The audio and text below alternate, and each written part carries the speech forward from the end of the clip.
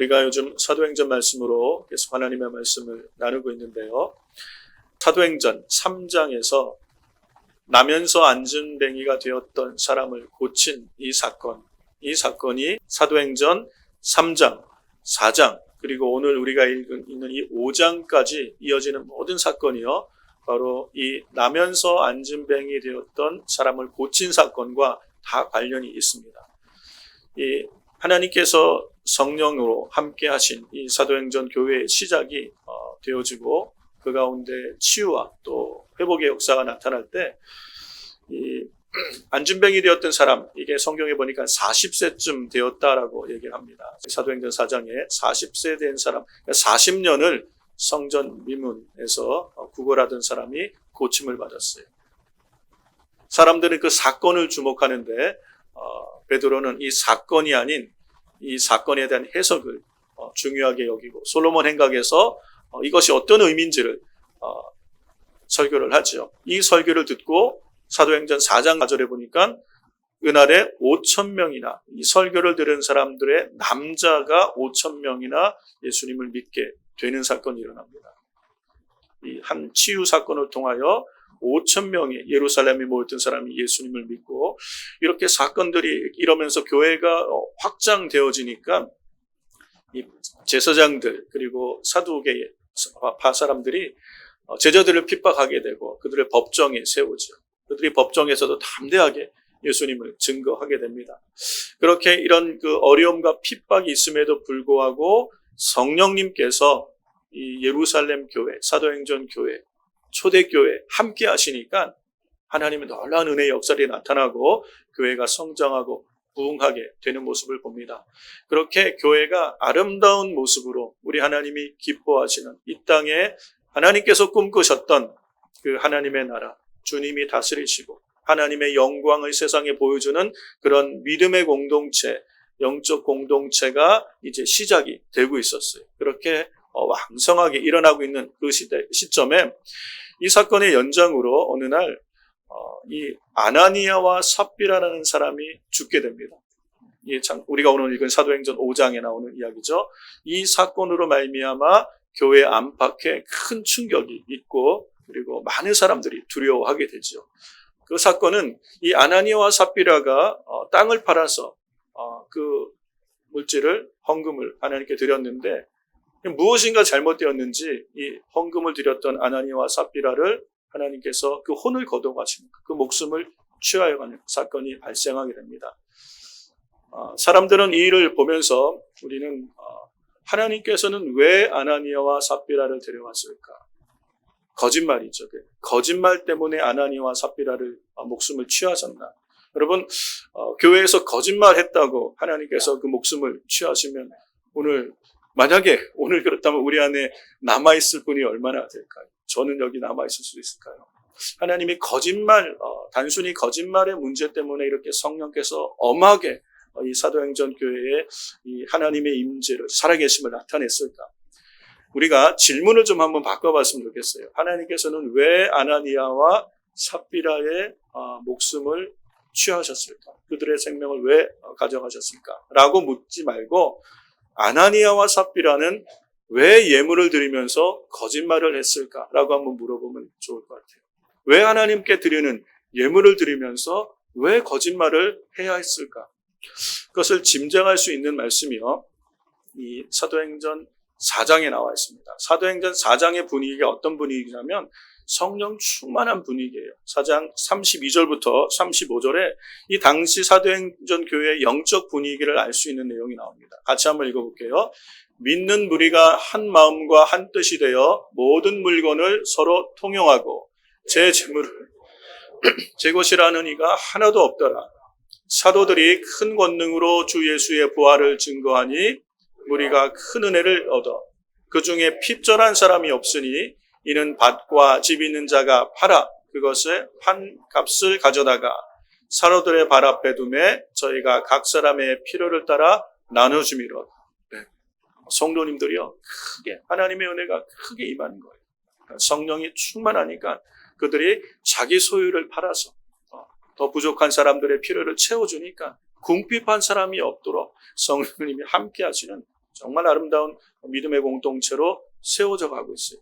그러던 날 어느 한 사람, 요셉이라는 사람, 이게 36절부터 한번 보세요. 그 다음 나온 구절이 이 아나니아와 삽비라가 왜 이 마음의 동기가 잘못된 헌금을 드렸는지를 알 수 있는 36절과 37절에 보면 구브로에서 난 레위족인 있으니 이름은 요셉이라 사도들이 일컬어 바나바라 하니 그가 밭이 있음에 팔아 값을 가지고 사도들의 발 앞에 두었더라. 네, 36절을 보세요.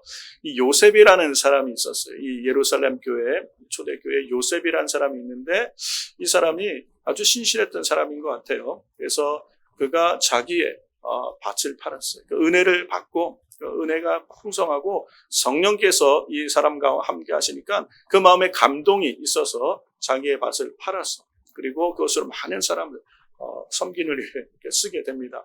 그래서 이 사람을 사도들이 뭐라고 다른 이름을 지어주냐면 바나바라라고 이 사람의 이름을 부릅니다. 번역하니까 권위자란 이름이고 위로의 아들이란 뜻이에요. 그러니까 이 바나바라는 이 요셉이란 사람의 신앙생활의 모습은 그냥 밭을 팔아서 헌금을 드렸다는 거에 문제가 아니라 이 사람의 평소의 삶이 많은 사람에게 위로를 주고 많은 사람들을 돌아보고 격려하고 그래서 교회 안에 정말 하나님이 세워주신 영적인 권위가 있었던 사람인 것 같아요. 그래서 사도들은 이 사람을 당신은 바나바다라고 아마 교회 공동체 안에 지도자로 세웠겠죠. 오늘 우리로 말하면 장로 같은 직분을 세웠을지도 모릅니다. 이렇게 함께 신앙생활하던 사람 중에 이 요셉이라는 사람이 바나바라는 이름으로 불려지고 교회에서 인정받고 또 세워지고 사람들이 칭찬하게 되니까 같은 신앙생활하던 이 아나니아와 삽비라 이분들도 뭔가 열심히 남다른 열심이 있었을 텐데 집에 가서 아마 제 생각에 집에 가서 삽비라 권사님이 아마 아나니아 집사님에게 막 뭐라 그랬던 것 같아요. 아니 우리도 신앙생활 열심히 하는데 왜 바나바만 인정받고 왜 우리는 알아주지 않지? 여보 우리도 헌금합시다. 이 마음의 동기가 잘못됐어요. 그렇죠? 하나님 앞에 드려지는 기쁨으로 하나님 앞에 바쳐지는 하나님의 영광을 위해 드려질 이 헌금의 동기가 어떻게 해요? 시기와 질투와 경쟁의식 가운데 드려지는 헌금으로 바뀐 거예요. 그 마음을 알 수 있는 게 5장 3절에 베드로가 이 아나니아를 꾸짖으면서 하는 마음이 뭐예요? 어찌하여 내 마음에 사단이 그렇게 가득하나. 이 헌금을 드리는 아나니아의 마음 속에 사단이 그 마음을 붙잡고 있는 거예요. 이게 뭐예요?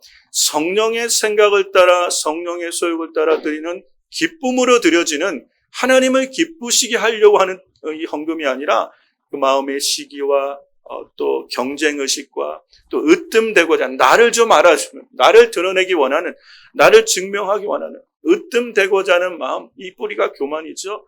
그 마음의 동기로 이 사단에게 딱 붙들린 동기로 드려지는 헌금을 하니까 성령께서 우리의 깊은 속을 살피시는 성령님께서 이 재물과 이 사람을 받으실 수가 없는 거예요. 그래서 하나님께서는 이 일을 아주 엄중하게 다루고 계시는 것을 볼 수 있다는 거예요. 우리는 단순히 거짓말 안 하는 사람이 어디 있어? 거짓말의 문제라고 생각할 수 있지만 이 당시 초대교회가 성령 안에서 든든히 세워져 가야 될 하나님의 영광이 함께해야 될 교회가 되어야 되는데 이 거짓이 만약에 이 교회 안에 들어오기 시작하고 이 재물이 이 사건이 허용되기 시작할 때 여러분 어떤 일이 일어나겠습니까?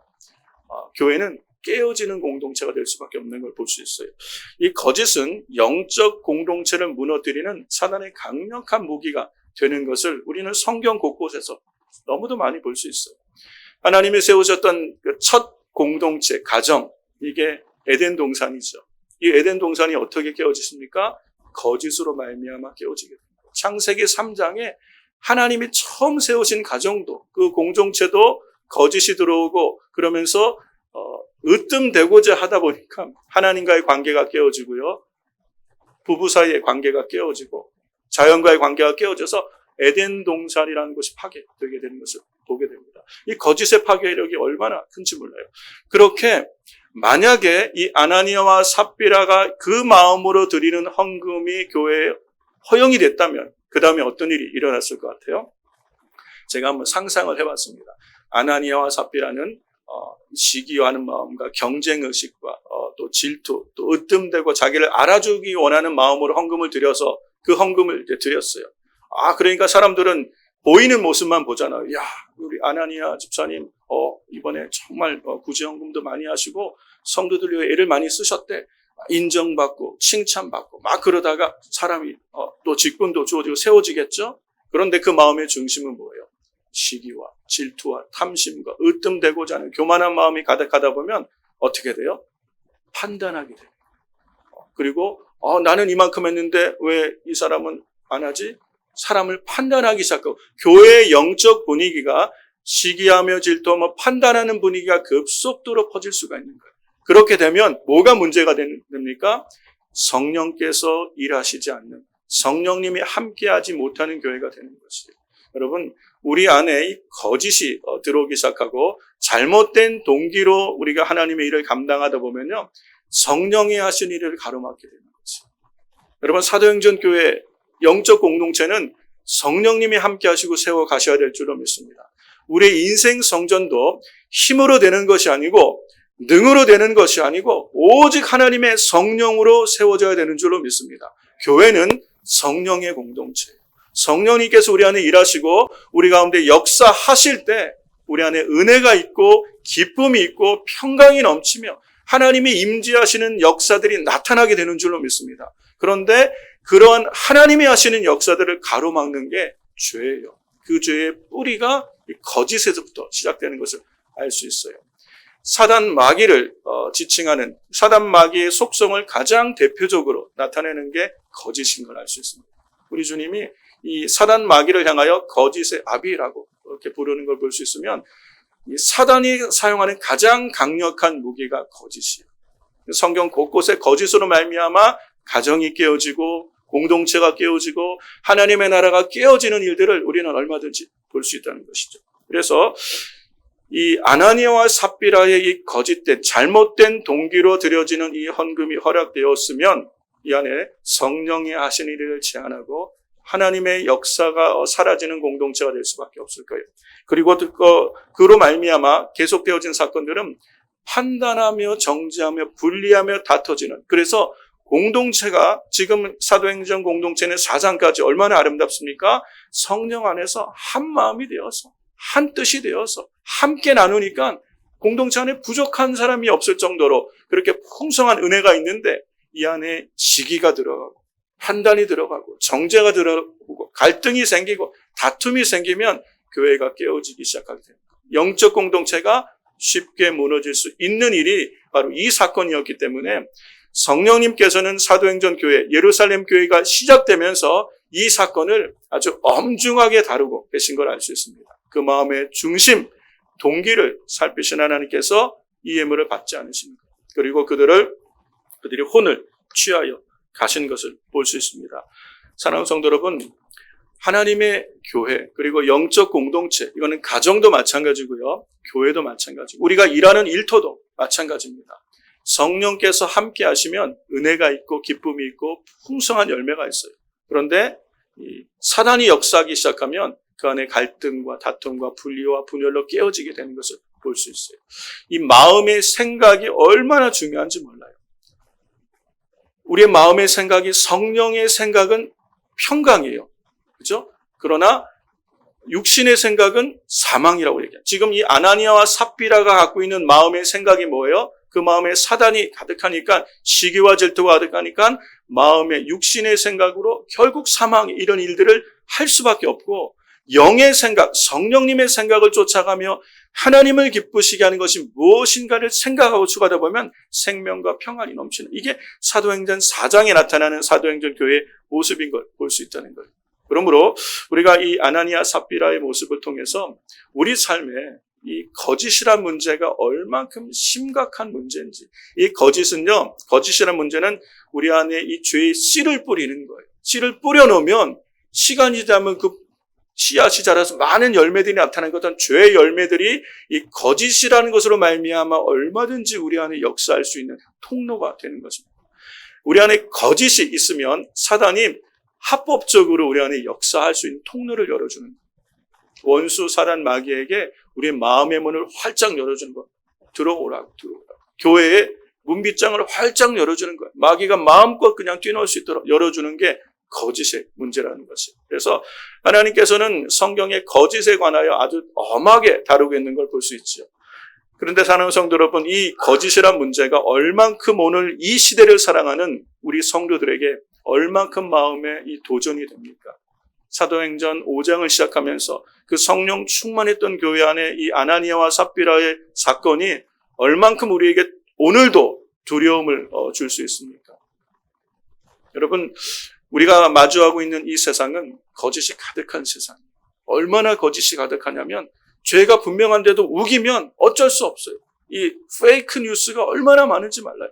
그리고 거짓으로 어떻게 해서든지 내 유익을 챙기고자 하는 게 세상 방식이에요.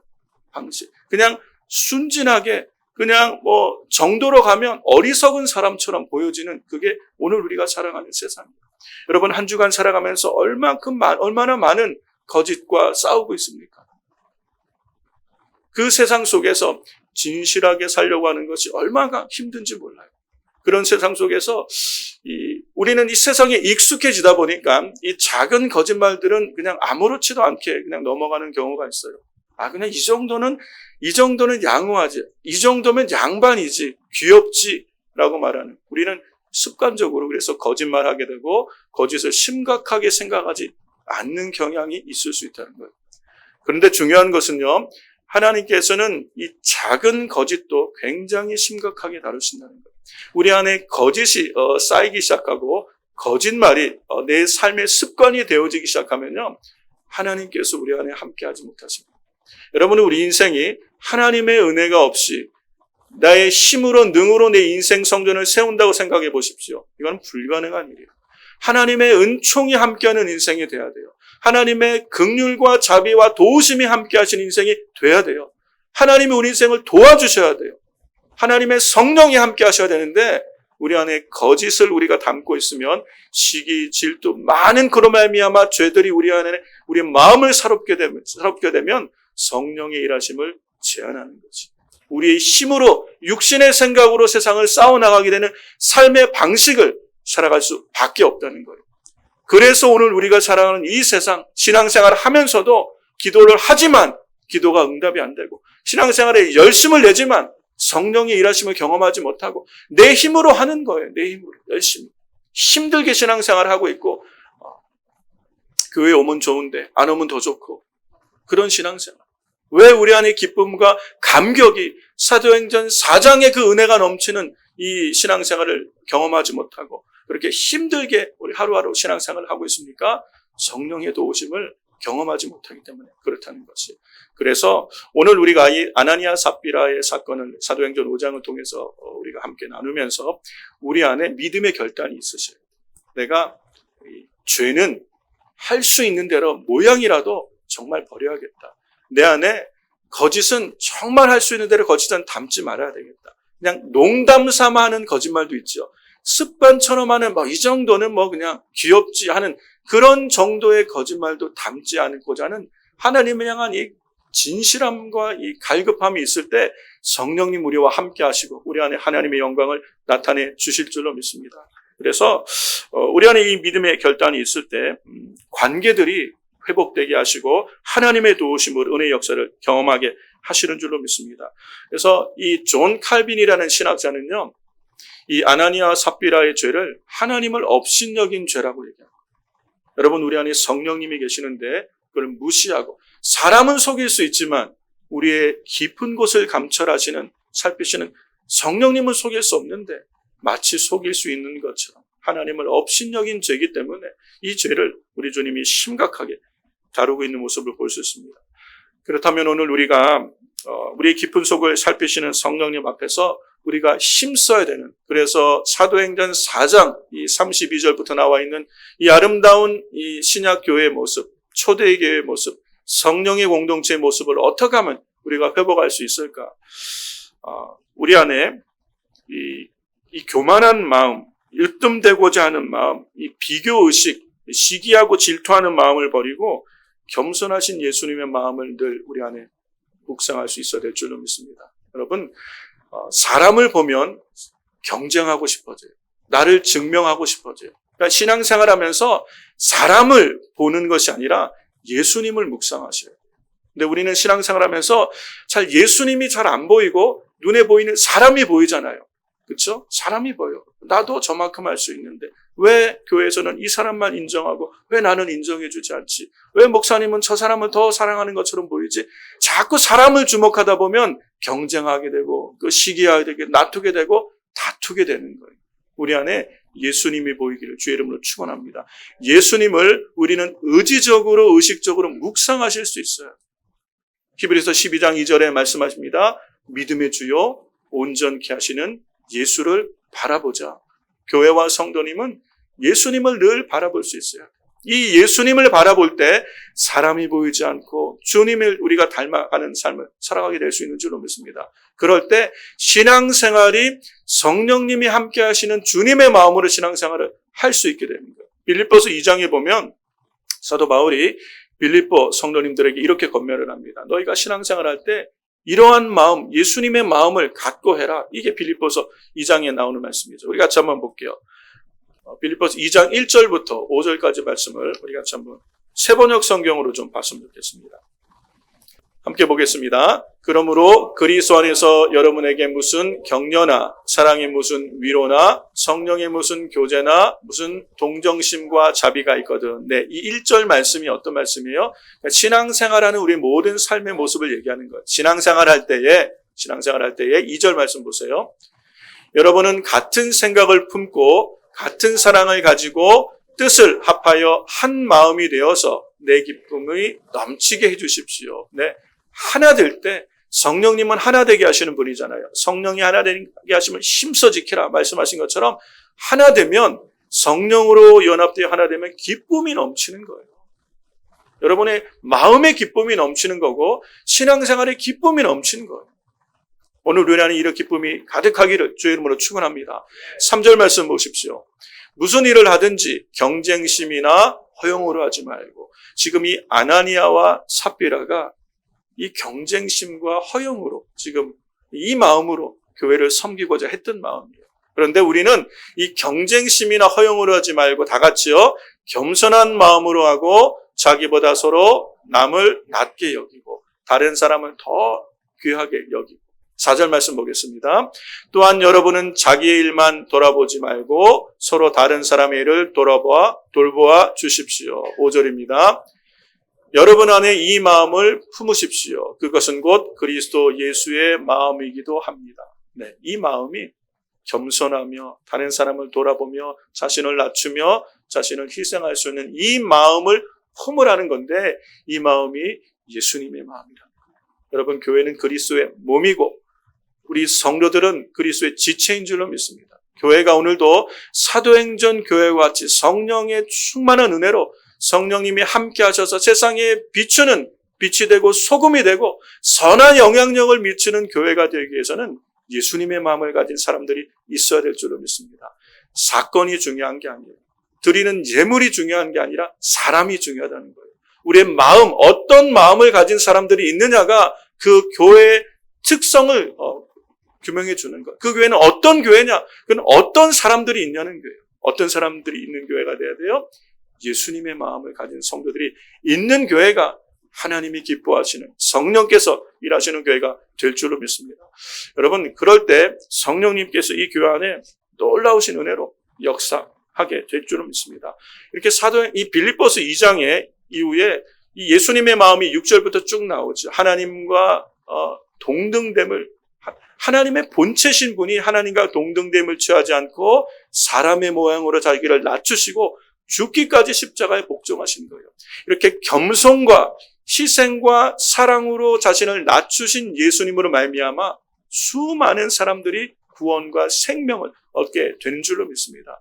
여러분 교회 안에 하나님이 하시는 일의 역사가 나타나려면 예수님의 마음을 가진 사람들이 서로 사랑하고 서로 섬기며 다른 사람을 나보다 더 낮게 여기며 다른 사람의 필요를 채워주는 이 겸손과 사랑의 섬김이 있을 때 생명이 살아나며 구원을 받는 많은 풍성한 은혜의 역사들이 우리 가운데 함께 하게 될 줄로 믿습니다. 하나님은 그런 교회를 사용하시는 거예요. 사도행전 4장에 나와 있는 그 교회 모습 있죠. 하나님의 사랑이 넘치는 교회예요. 어떻게 하면 여러분 우리의 소유를, 우리의 재물을 팔아서, 집도 팔고 땅도 팔아서 교회에 들여서 필요한 사람들에게 다 나눠준데 기쁨이 넘칠 수 있을까? 여러분, 우린 그런 질문을 해볼 수 있어요. 저것이 오늘 우리 시대에 가능한 얘기인가? 사도행전에 기록된, 성경에 기록된 교회의 모습이지 저게 오늘 우리에게 가능할 일인가? 우리는 이렇게 질문할 수 있어요. 여러분, 여러분이 여러분의 물질로 누군가를 섬겼을 때 더 기쁨이 있던 경우는 어떤 경우예요? 그런 사람들이 누가 있습니까?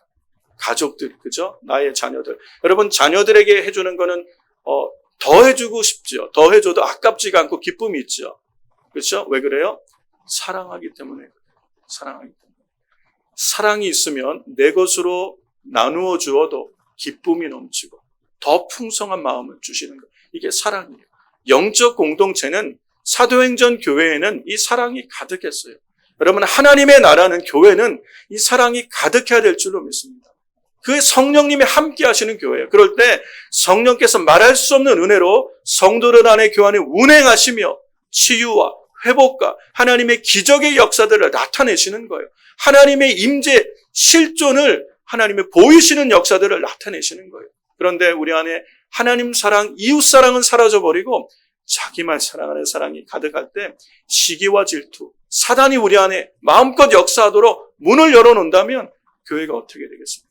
그러므로 이 사랑이, 주님의 마음을 갖는 게 너무너무 중요해요. 예수님의 마음으로 우리 안에 사랑이 가득할 때 우리의 섬김은 풍성한 은혜의 열매들로 또 많은 유익을 가져오는 은혜의 역사들로 쓰임받게 될 줄로 믿습니다.